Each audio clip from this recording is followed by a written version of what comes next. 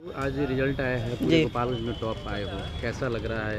मुझे बहुत ही आनंद की अनुभूति हो रही है और मेरे वजह से मेरे घर वाले, मेरे गुरुजन खुश हैं, इसलिए मैं और भी ज़्यादा खुश हो गया हूँ।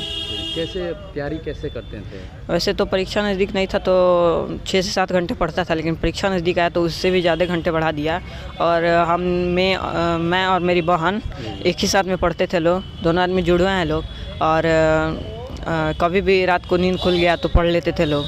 जैसे जब नींद खुल जाता तब पढ़ाई करते जी थे? सर। और क्या जैसे कि गार्जियन की ओर से कोई दबाव रहता था कि नहीं तुम्हें टॉप करना है या?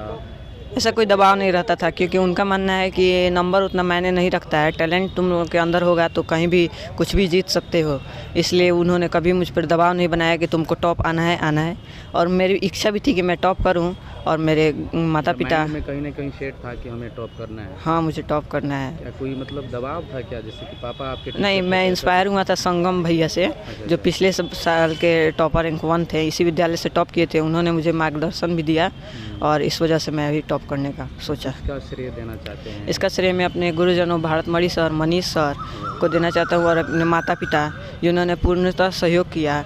और मेरे एक और शिक्षक मनोज सर हैं, उन्होंने भी बहुत सहयोग किया, लेकिन सबसे बड़ा हाथ मेरी बहन शाइस्ता खातून का रहा है। कहा ये जाता है कि आपकी जो शिक्षा का सबसे ज़्यादा योगदान आपकी मौसी है। जी तो आपके पापा से बात हुआ तो आपके पापा बता रहे थे कि आपकी मौसी की ज़्यादा प्रेशर से जी, मैं वैसे आर्ट्स ले लिया, मुझे आईएएस बनना था तो, लेकिन घर का दबाव था कि तुम साइंस लो, साइंस से डॉक्टर करो। और घर से रिलेटिव्स का भी, जैसे मेरे मामू कहते थे कि साइंस लो, लेकिन मुझे यूपीएससी करना है तो मैं आर्ट्स लिया। और इसके लिए मेरे शिक्षक ने मुझे मार्गदर्शित किया था। तो मेरी खाला बोलती थी कि हमेशा बोलती थी कि तुम मोटिवेट मत हो और हमेशा तैयारी करो, अगर तुम इसमें टॉप करते हो तो उन लोगों को भी मुंह बंद हो जाएगा जो साइंस किए हैं, और तुमको जो मन करता है वही पढ़ो, और ये ना किसी के दबाव में आके साइंस कॉमर्स पढ़ने लगे, जो इच्छा है वही पढ़ो। इस प्रकार उसने बहुत मोटिवेट किया। और मैंने एम है आगे क्या करना है? आगे यूपीएससी क्रैक करके आईएएस अधिकारी बनना है। क्या कहना चाहते हैं बाबू, गोपालगंज जिस जिला से बिलोंग करते, कुछ लड़के का नंबर अगर कम आया है तो क्या उन लोगों को संदेश देना चाहते हैं? मैं यही करना पसंद करूंगा कि क्रमिक रूप से मेहनत कीजिए। यदि आपका इसमें नंबर नहीं आया तो यही थोड़ी ना अंतिम परीक्षा है, आगे भी बहुत सारी परीक्षा है जिनको यूपीएससी करना है, वो यूपीएससी की परीक्षा दे, उसमें रैंक 1 लाने की कोशिश करें। और ग्रेजुएशन है, उसमें परीक्षा है। तो इस प्रकार इसको अंतिम परीक्षा ना सोचें और आगे क्रमिक रूप से मेहनत करेंगे तो ज़रूर एक दिन सफलता मिलेगी। अच्छा, घर कहाँ पड़ेगा आपका? घर मेरा बड़ईमा मठिया पड़ेगा। कहाँ रह के पढ़ाई करते हैं? मैं यहीं इस्लामिया मोहल्ला में रहकर पढ़ाई किया हूँ, गोपालगंज। हाँ, क्या नाम पड़ेगा वो? मेरा नाम मोहम्मद सारिक है। सबसे पहले सर आपकी बहुत बहुत शुभकामनाएं, क्योंकि आपके बेटे गोपालगंज में टॉप आए हैं और बिहार में टोटल पूरे बिहार में 5वां स्थान है। जी क्या सर। कुछ कहना चाहते हैं? सबसे पहले तो आपको भी बधाई सर। और मेरा नाम मोहम्मद शमीम है। मैं एनपीएस बड़ईमा मठिया टोला, जो मेरे गांव में प्राथमिक विद्यालय है, उसमें कार्यरत हूं।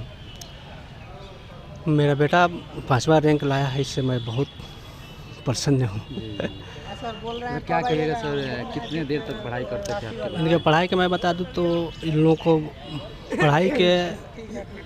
पढ़ाई करते समय इन लोगों को मना करना पड़ता था कि अब रहने दो, अब सो। जी जी, इतना पढ़ाई करते थे कि मना करना पड़ता था? मैं तो दिन में नहीं बता सकता हूँ कब तक पढ़ते थे, लेकिन रात में जब मैं घर यहाँ गोपालगंज आता था अपने रूम पे, तो ये लोग पढ़ते हुए उनको मैं देखता था, और ये रात को 12, 1, 2 बज जाता था। मैं सुला भी देता था, उसके बाद से अगर हम सो गए, उसके बाद से मेरी नींद टूटी, देखेगी पढ़ ही रहा है। तो मैं पैसे से आप भी एक टीचर हैं। जी सर। कुछ ऐसा कुछ दबाव नहीं रहता था ना कि एक नहीं, टीचर का बेटा को पढ़ना जरूरी है?